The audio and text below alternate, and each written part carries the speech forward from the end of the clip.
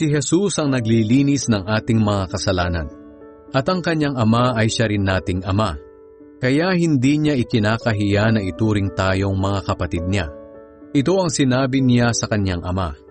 Ipapahayag ko sa aking mga kapatid ang mga ginawa mo, at aawit ako ng papuri sa iyo sa piling ng mga sumasamba sa iyo. Sinabi rin niya, magtitiwala ako sa Diyos. At idinagdag pa niya, narito ako, kasama ang mga anak ng Diyos na kanyang ibinigay sa akin. At yamang ang mga anak ng Diyos na binanggit niya ay mga taong may laman at dugo. Naging tao rin si Jesus upang sa pamamagitan ng kanyang kamatayan, ay malupig niya ang diablo na siyang may kapangyarihan sa kamatayan.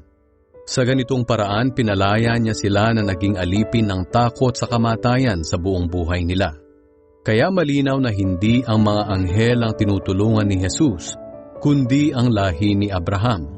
Ito ang dahilan kung bakit kinailangang magkatawang tao ni Jesus, upang maging katulad siya ng mga kapatid niya sa lahat ng bagay. Sa ganoon siya ay magiging punong pari nila na maawain at tapat, na makapaghahandog sa Diyos para sa kapatawaran ng mga kasalanan ng tao.